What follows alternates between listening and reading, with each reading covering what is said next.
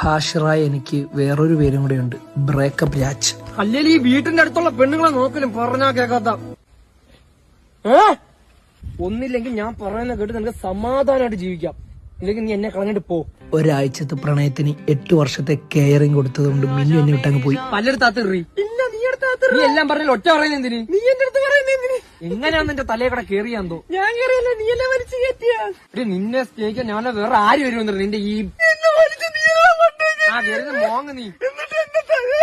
പ്രണയത്തിലേക്ക് വമ്പൻ തിരിച്ചുവരവ് നടത്തിയ ഹാഷിറിന് ഇതൊരു വമ്പൻ തിരിച്ചടിയായിരുന്നു. അങ്ങനെ ഖദീജയും പോയി. പിന്നെ എന്റെ ജീവിതത്തിൽ വന്നതൊരു ചേച്ചിയാണ്. 5 വർഷത്തിന്റെ മൂപ്പുണ്ടെന്ന് പറഞ്ഞ നീ വലിയ കളത്തല്ലേ? എന്റെ അനിയന്റെ പ്രായമുള്ള നിനക്ക് എന്ന് പറഞ്ഞ നീ കയറി പ്രേമിക്കാൻ പറഞ്ഞാടി തള്ളച്ചി. പാവമായിരുന്നു ചേച്ചി. പഴംപൊരിയൊക്കെ ഉണ്ടായിക്കൊണ്ട് തരുമായിരുന്നു. ചേച്ചി പോയത് എനിക്ക് സഹിക്കാൻ കഴിഞ്ഞില്ല. ഇനി നിങ്ങൾ കാണുന്നത് വേറൊരു ഹാഷിറിനെയാണ്. നീ എവിടെ ഇത് പൊങ്ങി പോണ? സീരിയസ് ആയിട്ട് വെച്ചേ, എന്തൊരു പൊക്കം ഇത്? ആര് വിളിക്കുന്ന? എക്സാ? ഓ വിളിച്ചോ. ആ എടാ രാഹുൽ, ഞാനൊരു ട്രിപ്പ് ഉണ്ട്, എനിക്ക് അവനായിട്ട് റൂം ഷെയർ ചെയ്യേണ്ടി വരും. നിനക്ക് കുഴപ്പമുണ്ടോ? എന്ത് വേണേ ഷെയർ ചെയ്തോ, ഞാൻ നിന്റെ ഒരു കാര്യത്തിലും ഇടപെടുന്നില്ല. Okay okay. പിന്നെ ഒരു ദിവസം മാത്രം ആയിരിക്കില്ല കേട്ടോ റൂം ഷെയർ ചെയ്യുന്നത്. ഇത്ര ദിവസം റൂം ഷെയർ ചെയ്തോ?